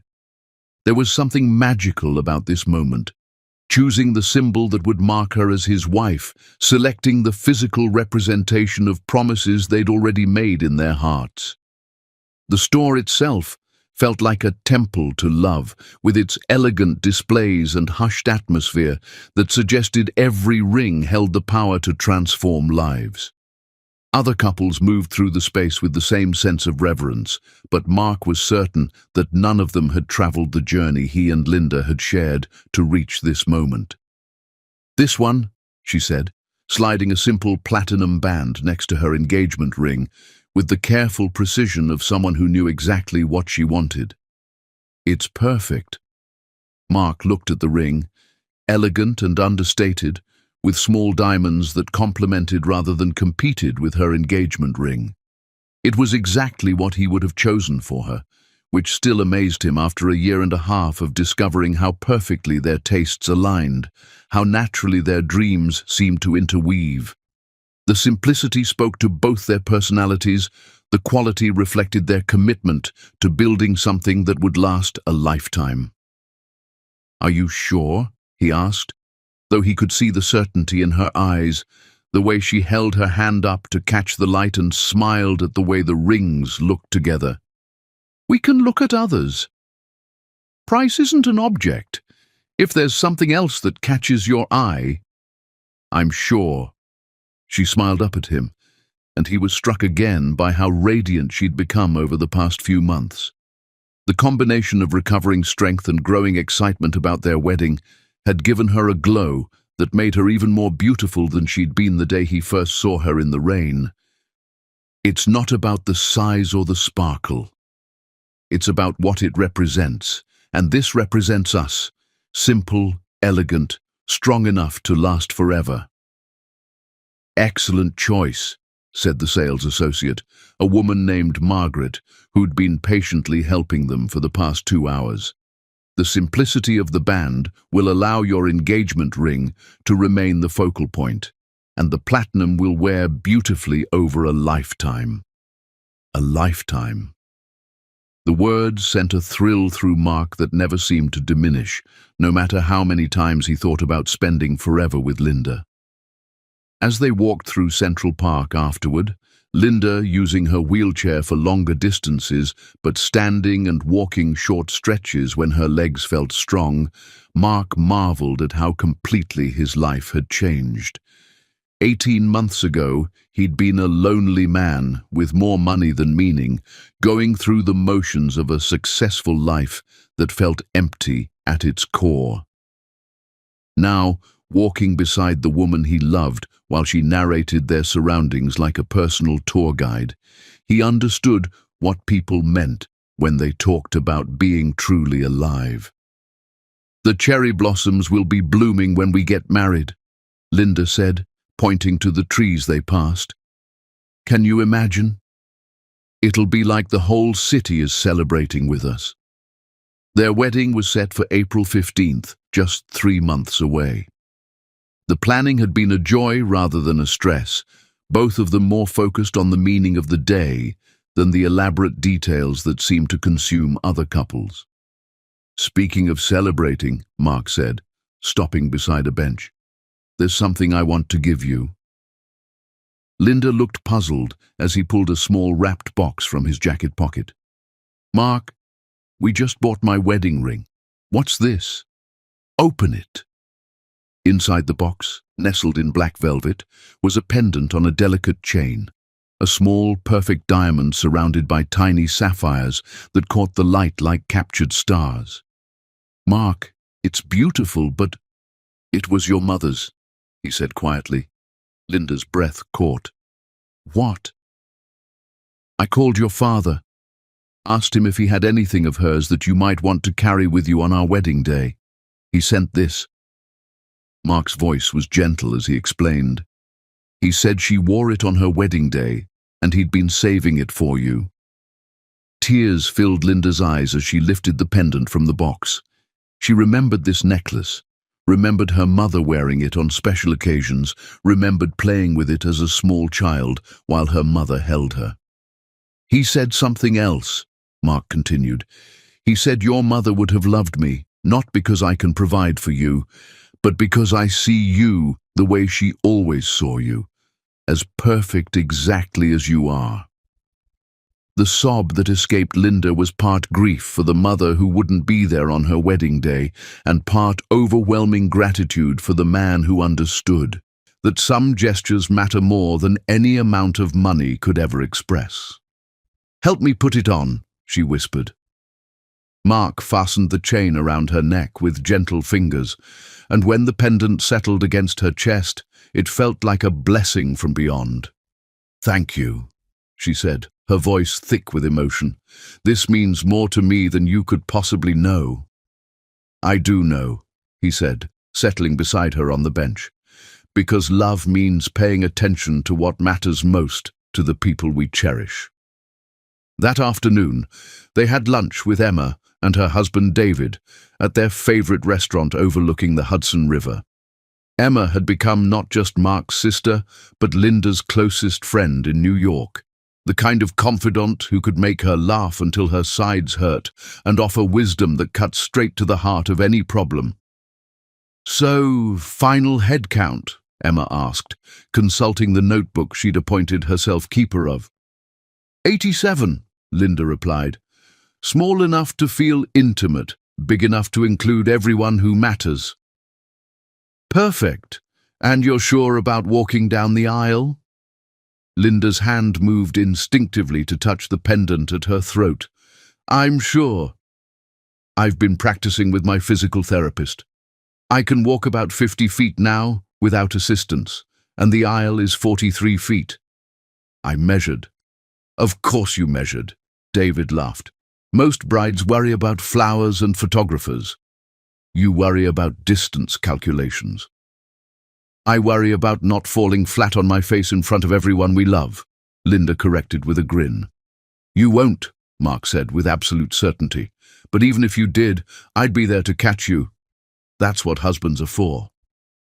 You're not my husband yet, Linda pointed out. Technicality, Mark replied, raising his wineglass. In every way that matters, I've been yours since the moment you didn't hang up the phone. That evening, they returned to their apartment to find a package waiting, the wedding invitations they'd designed together, combining Linda's artistic vision with Mark's desire for elegant simplicity. The result was breathtaking. Cherry blossom branches in watercolor across cream paper, their names scripted in gold calligraphy, the details of their celebration laid out like poetry. They're perfect, Mark said, running his finger across the raised lettering of their names. Mark Christopher Ellison and Linda Isabella Garcia. Mrs. Linda Ellison, she said experimentally. That's going to take some getting used to. You could keep Garcia, Mark said, or hyphenate, whatever makes you happy. Linda considered this. I think I want to be Mrs. Ellison. I want to share your name the way I want to share your life, completely. They spent the evening addressing invitations, their hands occasionally brushing as they worked, their conversation flowing between wedding details and dreams for their future that felt both immediate and eternal. The elegant stationery spread across their dining room table like promises waiting to be delivered, each envelope containing not just an invitation to their wedding, but a piece of their love story that would be shared with everyone who mattered to them. Mrs. Patterson will cry when she opens this, Linda said, addressing an invitation to her former art teacher who had encouraged her to pursue graphic design during the darkest days after her accident. Emma's going to frame hers, Mark replied, carefully writing his college roommate's address in the precise handwriting that matched his attention to detail in everything that mattered to him. The rhythm of their work was meditative, peaceful in the way that shared tasks could be when performed by two people who had learned to move through life as a team. Outside their apartment, the city hummed with its usual energy, but inside their space, time seemed suspended in the golden glow of anticipation. When they finished, they had a stack of elegant announcements ready to carry their love story to friends and family scattered across the country, colleagues from Mark's business world who had watched him transform from a driven but lonely man into someone who radiated contentment, Linda's art community friends who had witnessed her blossom from a talented but guarded woman into someone who embraced life with fearless joy. One more thing, Mark said as they prepared for bed. He pulled another small box from his dresser drawer, this one containing matching wedding bands, his in platinum to match hers. I wanted us to see them together, he said, sliding his ring onto his finger beside hers on her hand. What do you think? The rings looked perfect together, simple, elegant, symbolic of the love that had grown between them from that first accidental phone call. I think, Linda said, intertwining their ringed fingers, that we're ready to promise forever to each other. Are you nervous? About marrying you? Never. About walking down the aisle without falling? Absolutely terrified. Mark lifted their joined hands and kissed her knuckles gently. Then it's a good thing I'll be waiting at the end to catch you if you stumble. Promise. Promise. As they fell asleep that night, their hands still linked, both rings catching the moonlight streaming through their bedroom window, Mark and Linda dreamed of cherry blossoms and promises that would bind their hearts together for all the seasons yet to come. Chapter 10. Walking down the aisle. Some moments are so perfect they seem to exist outside of time, when the universe pauses to witness love in its purest, most triumphant form, when fairy tales prove they can survive the real world and emerge even more beautiful for having been tested. The morning of April 15th dawned with the kind of perfect spring weather that felt like nature's blessing on their love, as if the universe itself had conspired to create the ideal backdrop for their beginning. Cherry blossoms painted Central Park in shades of pink and white that seemed almost too beautiful to be real, their petals drifting on a gentle breeze that carried the promise of new beginnings and the sweet fragrance of hope fulfilled. In their apartment, Linda stood before the full-length mirror, in what had once been Mark's sterile guest bedroom, but was now lovingly transformed into her bridal suite, complete with flowers from their florist and champagne from friends who understood the magnitude of this day. The transformation of the space mirrored the transformation of their lives. What had once been unused and impersonal was now filled with meaning, purpose, love that had a physical presence. Wedding gifts were arranged on every surface, cards from people whose lives had been touched by their story, flowers that seemed to glow with their own inner light. Linda marveled at the woman looking back at her from the mirror, hardly recognizing the radiant bride who had taken the place of the lonely graphic designer who'd answered a wrong number 18 months ago. The intervening time felt both like a lifetime and like yesterday, packed with experiences that had transformed her from someone who merely survived into someone who thrived. The wedding dress had been custom designed by a team who understood that beauty came in all forms, created to accommodate her unique needs while making her feel like the princess every bride deserves to be. Flowing silk fell in elegant lines that would look beautiful whether she was standing or sitting, with delicate beading that caught the morning light like captured stars scattered across fabric that moved like liquid moonlight. Every detail had been chosen with love, from the way the bodice supported her as she practiced walking to the way the skirt would look as she moved down the aisle toward her forever. Her mother's necklace rested against her throat, and her grandmother's pearl earrings, another gift from her father, completed the ensemble. "You're ready," said Maria, the wedding coordinator Emma had insisted upon hiring. "Your hair is perfect, your makeup is flawless, and that dress, my goodness, you look like you stepped out of a fairy tale." Linda turned from side to side, watching the way the silk moved with her body. In 3 hours, she would walk down the aisle to marry the love of her life. The thought sent butterflies through her stomach and made her heart race with anticipation. "How are the legs feeling today?" asked Dr. Thompson, who had become not just her surgeon, but her friend over the past year, and had insisted on being present for this milestone. "Strong," Linda replied, and meant it. She'd been working with Marcus every day for 2 weeks, practicing the exact steps she'd take from the back of the ceremony space to Mark's waiting arms. 43 feet, approximately 57 steps. She could do it. She would do it.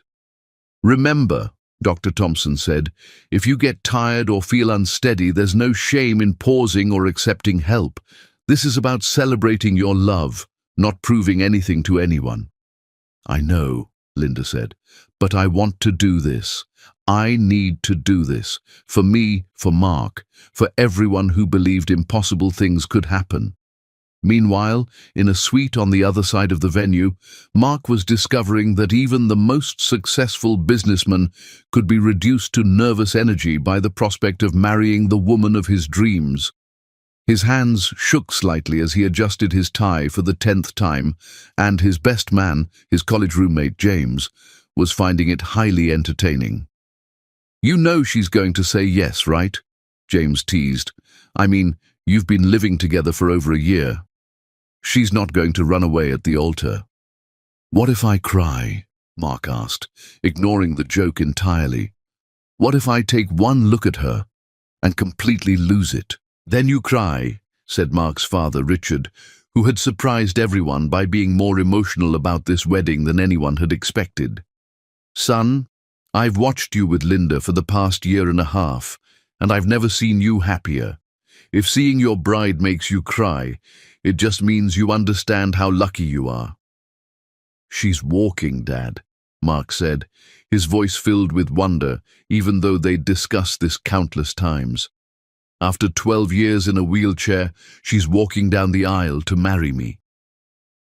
She's not walking down the aisle because she can, Richard replied wisely. She's walking down the aisle because she wants to. There's a difference, and understanding that difference is part of why you're the right man for her. At 2 p.m., guests began arriving at the conservatory garden, finding their seats among the cherry blossoms that had been incorporated into the wedding decor, as if nature itself had been consulted about the design. Emma directed traffic with military precision, ensuring everyone had programs, pointing out the best spots for photographs, making sure Mark's elderly grandmother had a comfortable chair with the perfect view. Linda's father arrived from Phoenix looking more emotional than she'd seen him since her mother's funeral. Carol, his wife, was with him, and for the first time, Linda saw genuine warmth in her stepmother's eyes. Mija, her father whispered when he saw her, reverting to Spanish the way he always did when feelings overwhelmed him. Tu mamá estaría tan orgullosa. Your mother would be so proud. She's here with us today, Linda replied, touching her mother's necklace. I can feel her. At 3:30, the music began with the kind of ethereal beauty that made even the flowers seem to lean in to listen. The string quartet Mark had hired played a soft, romantic melody that seemed to make the very air shimmer with anticipation. Guests rose as Emma walked down the aisle as maid of honor, radiant in deep blue silk that complemented the spring setting perfectly. Her smile bright with joy for the brother who'd found his perfect match and the sister-in-law who'd become her dearest friend. The musicians had spent weeks preparing for this moment, understanding that they weren't just playing wedding music, but providing the soundtrack to a love story that had defied every expectation. Each note was chosen to honor the journey that had brought them here, from tentative phone conversations to this moment of ultimate commitment. Then came the moment everyone had been waiting for, the instant that would live in their memories long after the last champagne glass was empty and the final photograph was taken. The music changed to Pachelbel's Canon in D, and every head turned toward the back of the garden with expressions of wonder and anticipation. Mark, standing beneath an arch of white roses and cherry blossoms that seemed to glow in the afternoon light, felt his breath catch in his throat as he saw her. The sight hit him like a physical force, making his knees weak and his heart stutter with the magnitude of what he was witnessing. Linda stood at the entrance to the aisle, her arm linked through her father's, looking like every dream he'd ever had made manifest in silk and lace and determination that blazed like sunlight. The dress moved around her like liquid starlight. Her face glowed with joy and determination that made her more beautiful than any earthly creature had a right to be. And when their eyes met across the distance of 43 feet, the rest of the world simply disappeared. Time stopped, breath stopped, everything except the connection between their souls that had started with a wrong number and was about to be blessed by eternity. She took her first step, then another. The crowd held its collective breath as they watched this woman who had overcome impossible odds walk toward her future. Some guests knew the full story, the accident, the years of paralysis, the surgery, the months of rehabilitation. Others simply knew they were witnessing something extraordinary. Halfway down the aisle, Linda felt her legs begin to tremble with fatigue. For just a moment, doubt flickered across her face. The distance suddenly seemed enormous, her goal impossibly far away. Mark saw the hesitation immediately. Without breaking eye contact, he smiled. Not the polite smile of a groom posing for photos, but the wide, joyous, completely uninhibited smile that had first made her fall in love with his voice over the phone. That smile said everything. "You can do this. I believe in you. I'm here." The trembling stopped. Linda's steps became sure again. Her spine straightened with renewed determination, and she continued toward the man who had taught her that love could indeed work miracles. With 10 feet to go, she released her father's arm and walked the final steps alone. Not because she had to prove her independence, but because she wanted Mark to know that she was choosing him freely, completely, with every fiber of her being. When she reached the altar, Mark was indeed crying, tears streaming down his face as he whispered, "You did it. You're incredible. You're here." "I'm here," she confirmed, her own tears mixing with laughter. "Are you ready to marry me, Mr. Ellison?" "I've been ready since the moment you didn't hang up the phone, Mrs. Almost Ellison." The ceremony itself was a blur of perfect moments. They exchanged vows they'd written themselves, promises about loving each other through every challenge, supporting each other's dreams, believing in the impossible when they were together. When Mark slipped the ring onto Linda's finger, his hands were steady for the first time all day. When she placed his ring on his finger, her voice was strong and sure. "You may kiss your bride," said the officiant, and Mark didn't need to be told twice. Their first kiss as husband and wife happened surrounded by cherry blossoms and applause, witnessed by everyone who mattered to them, blessed by perfect spring sunshine and the kind of love that rewrites the rules about what's possible.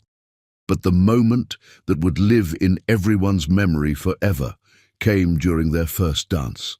The band played At Last by Etta James, and as Mark led his wife onto the dance floor, every guest rose to their feet in spontaneous applause.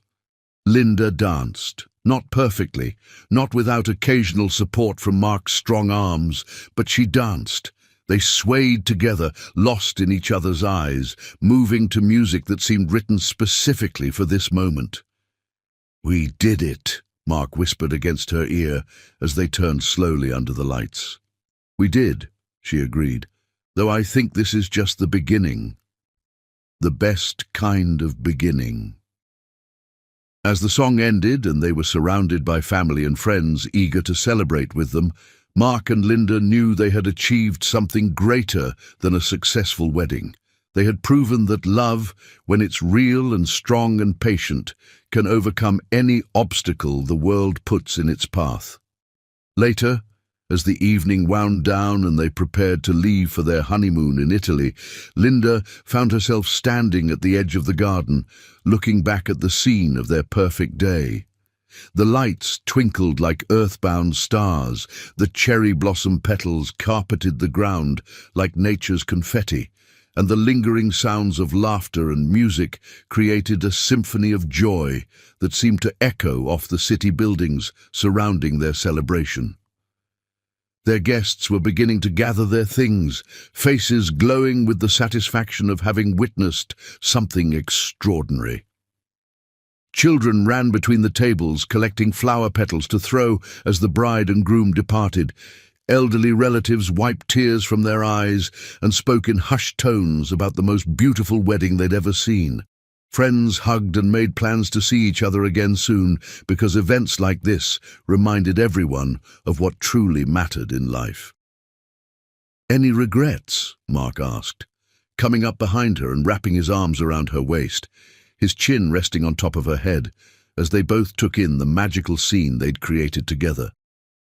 "Only one," she said, leaning back against his chest and feeling the steady rhythm of his heartbeat against her shoulder blades, the sound that had become her favorite music. "What's that?" "I wish we could do it all over again tomorrow, and the day after that, and every day for the rest of our lives." She turned in his arms, not caring that her wedding dress would wrinkle, not caring that photographers might capture this unguarded moment. "I wish I could marry you again every single day, choose you fresh every morning, say yes to forever as many times as there are stars in the sky." Mark laughed, the sound rich with happiness and promise, and the kind of contentment that comes from knowing you're exactly where you're supposed to be. "Well, Mrs. Ellison, we have the rest of our lives to create new perfect days. We have decades ahead of us to say yes to each other, to choose love over fear, to prove that fairy tales can survive in the real world and become even more beautiful for having been tested. Mrs. Ellison," she repeated, testing the sound of her new name. "I like the way that sounds." "I love the way it sounds," he corrected, turning her in his arms for another kiss. "Almost as much as I love you." As they kissed beneath the cherry blossoms, surrounded by the remnants of their perfect wedding day, both Mark and Linda understood that they had not just married each other. They had chosen to believe in magic, in second chances, in the power of love to transform not just hearts, but entire lives. Their love story had begun with a wrong number and a voice in the darkness. It would continue with shared dreams, mutual support, and the kind of partnership that makes both people stronger than they ever could have been alone. And sometimes, on perfect spring evenings when the cherry blossoms bloom in Central Park, you can still see them there, walking hand in hand, proving that the greatest love stories are not the ones that avoid obstacles, but the ones that transform obstacles into stepping stones toward forever.